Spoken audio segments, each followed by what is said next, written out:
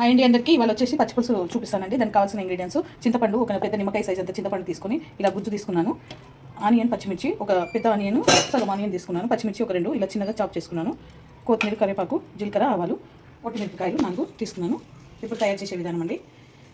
Onion, పచ్చిమిర్చి ఒక గిన్నెలో వేసుకోవాలి.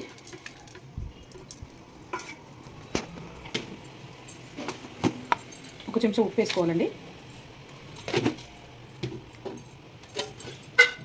ఒక చెంచా చక్కెర వేసుకోవాలి.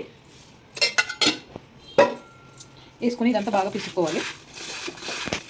దాకా బాగా ఇవి స్మాష్ చేసుకోవాలన్నమాట. వాటర్ వెళ్ళాలి ఆనియన్స్ నుంచి. ఇప్పుడు బాగా ఒత్తేస్తున్నానండి ఇలా వాటర్ వచ్చేదాకా. ఇప్పుడు దీంట్లో ఈ చింతపండు గుజ్జు వేసేసుకుంటున్నాను.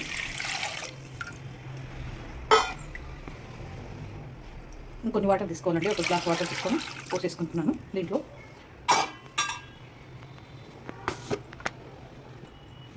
దీంట్లోనే 2 చెంచాల కారం వేసుకుంటున్నాను. ఒక చెంచా ఉప్పు వేసుకున్నాను కదా ఇందాక, ఇంకా సగం చెంచా ఉప్పు వేసుకుంటున్నాను.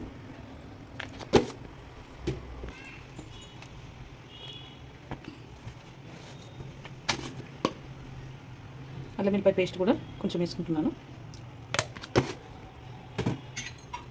వేసుకొని అన్నీ బాగా మిక్స్ చేసుకోవాలి. ఆనియన్ కావాలంటే ఎక్కువ కూడా వేసుకోవచ్చు అండి. నేను మీడియంగా వేసుకున్నాను. ఇప్పుడు దీంట్లో ఉప్పు కారం సరిపోయిందో లేదో చూసుకోవాలి. వాటర్ పోసుకున్నాను. చాలా చాలా చూపి. ఓకేనండి, గిన్నె పెట్టుకుంటున్నాను. దీంట్లో బాగా వేసుకోవాలి ఇప్పుడు, అంటే తాలింపు.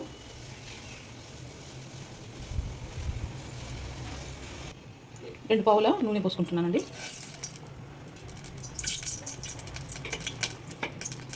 ఇప్పుడు ఒక స్పూను జీలకర్ర, ఒక స్పూన్ ఆవాలు, 4 ఎండుమిర్చి ఇలా సగంలో తుంపి వేసుకోవాలి.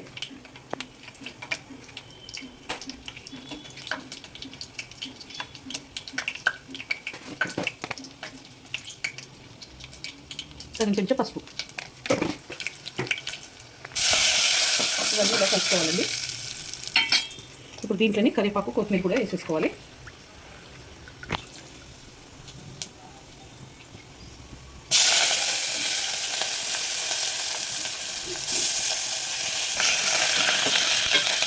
ఇలా వేగినాక ఈ పచ్చిపులుసు దీంట్లో పోసేసుకోవాలి.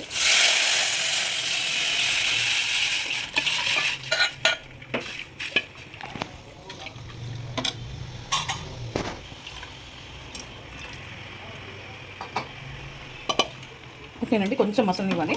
కొంచెం మసలినాక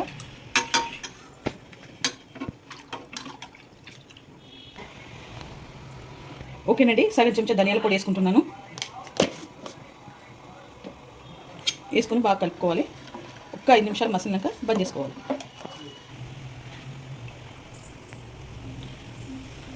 ఓకే అండి, ఇది మసిలిపోయింది పచ్చిపులుసు. ఇది బంద్ చేసుకుంటున్నాను. ఇలా మసిలింది. ఓకే అండి, ఈ వీడియో కనుక నచ్చితే లైక్ చేయండి, షేర్ చేయండి, కామెంట్ చేయండి, సబ్స్క్రైబ్ చేయండి. చాలా బాగుంటుంది, మీరు కూడా ట్రై చేయండి. ఇది నా స్టైల్లో పచ్చిపులుసు.